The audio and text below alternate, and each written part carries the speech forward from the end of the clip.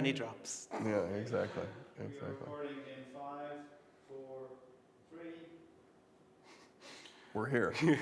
Well, Roy, welcome to Ireland. Congratulations on the huge success of Big Hero 6. Thank you. I'm so proud. The Oscar nod. Yeah, And, that's great. I mean, like, how does it feel now? After it's all done now. The journey is almost complete. You know, when I saw the film in its completed form, I felt like I had won the Oscar already. I love the film. I'm so proud of it. It's so much fun and yet so deep and heartfelt. All these nods, they're just icing on the cake, basically. And like, how difficult was it bringing it from the comics to this? Did you have much trouble with adapting it? Well, you know what was great is when we chose this property and we went to Marvel and they said, hey, listen, do not feel obligated to set this in the Marvel universe. Do not feel obligated to do anything but make a great film. And so with that freedom, really, we always knew that the story was going to be about this boy and this amazing robot. And, that gave us the inspiration and we just moved forward. And the most prevalent element really is family in the film. Like, you feel it from the get-go. Yeah. And like the relationship between Hero and Tadashi is it's fantastic. That's great. That's great. Was that kind of the thing going through, that you wanted to get the relationship between the two brothers going through the whole film? Well, it's absolutely necessary to get that relationship going because essentially Baymax then becomes the surrogate brother. Yeah. But the other thing about family that I love about this is that the team becomes a family. Yeah. It really is about how friendship transcends into family. And I know for me, I have many, many friends who I adore and who have become part of my family. And I'd go to battle for them.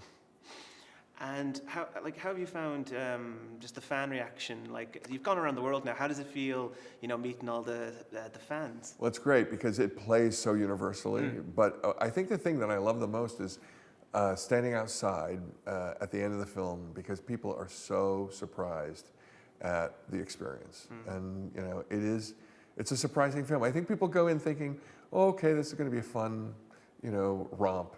And they are, rewarded with a fun romp that has a lot of heart, that has a lot of depth, and I think people are really moved. It's great. And I asked Don this when I got to interview him earlier. What was your favorite scene of Big Hero 6? My favorite scene, it's a very little scene. It's when they're walking into the exposition hall before Hero presents the microbots. And it's the first time that you see the entire team together as a unit. And it's before they have even become a team, but you can see the potential. And it's just a bunch of great kids having an amazing time. And I love that. I just love it. And where did did you have much collaboration with the animators going in to design San Francisco? Did you have much collaboration with that? It really comes down, it's the artists who designed this. We've got this amazing production designer by the name of Paul Felix, great art director of environments named Scott Watanabe. And the interesting thing about Scott is of Japanese American descent. And he grew up in San Francisco and he would spend his summers in Tokyo. So it was fortuitous that he happened to come to he actually started the studio on my last film during Tangled. Oh, really? And he's a great, great talent, and it's so wonderful that he got this opportunity to help build this world. And how do you feel now? You're an Oscar-nominated film. You're an Oscar-nominated producer. How does that feel now? It feels great. Now, because you were saying earlier, back when you did Treasure Planet, right? There had never been that category. Yeah. So how does it feel now? Well, during Treasure Planet, they had a category for Best Animated Film, but they only honored the directors. Yeah. And about 6 years ago, I think, they started honoring both the directors and the producers, which I think is great. I mean, so even though I've had a project up for an Academy Award before, this is the first time where I'll get to go on stage if it happens. That'll be great. Oh. And how have you found, how was the process of finding Baymax, the right actor and the right character for Baymax? Scott Hudson is a great actor. Scott is amazing. Not only is Scott a great actor, but he's a great improv artist. And it was really difficult to find the right actor for this role because Baymax had to have warmth in his voice, and yet he had to be a robot. He's very narrow in terms of scope because, you know, obviously robots have a very narrow scope in terms of their communication. But Scott was so amazing in terms of being able to just turn a phrase perfectly so that if it needed to be emotional, it could be emotional. If it needed to be humorous, it could be humorous. He's really just been a great partner in this project. And when you were, like, you know, the elements of family in this film is just so very strong. When certain things happen in the film and there's perhaps maybe dark elements of it, were you afraid maybe not to go too dark, or was it hard finding the balance? Well, you know, that balance is something that we always strive for, and we've got this great legacy of the films that we've done in the past, and they're guideposts to a certain degree, or at least inspirations. But I remember we actually did a test screening back in June when it was really only 50% animated. And we brought in a group of kids because I wanted to make sure that it was not too scary for them. It was great. I mean, because Baymax is such an amazingly joyful character, the kids totally put their attention on the Baymax and were laughing through these great scenes that, you know, because they were with Baymax, not with the villain.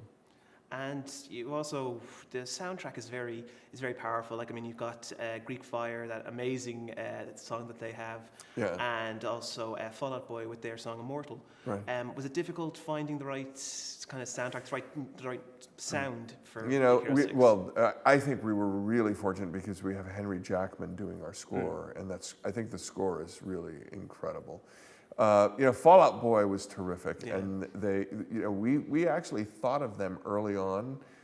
We have a vice president in charge of our music by the name of Tom McDougall, who is stunning, and he suggested them, and we actually cut in one of their songs as a temp track. And as soon as we heard it to the action, we said, okay, let's bring them in. And both Pete Wentz and Patrick Stump came in. And they were terrific. And while they were on the road, they wrote the song, and they would send us versions back. We would give notes, and they were so collaborative. And I think that sequence is really great. And how does it feel now to be the first Disney/Marvel film to have an animated Stan Lee? How does that feel? Well, you know, Stan, that came very late in the process. It came very late in the process because we just literally, we had just relieved the animation team when we said, you know, the Marvel universe, they use Stan Lee. And so we had used him in the film as Fred's dad. I called Stan's office. We sent him over the idea, and he loved it. And then, you know, we were geeks. We were total geeks when he pulled up to record. The man is amazing. He's a legend. And he's one of the greatest gentlemen I've ever met. Well, listen, Roy, thank you so much, and congratulations on the. Thank you so much. I'm so proud of it. It's brilliant. I was actually talking to Don afterwards, and he said he might be able to send me on one of the T-shirts. Oh, great! Exactly, yeah, because I think I complimented him too much. I said, okay, I'll give you. Here's my email address. If we have a spare T-shirt. Well, that's great. Because the design is amazing. Like, what I really loved was the. Which one does he have? Does he have the Baymax one with the red with the yes? It's oh yeah, oh yeah. Are you large or extra large? I would like to say large. Okay, well, hopefully, because I think we're out of extra large, so we'll see. Even if it's extra large, it can be a nice little. Yeah.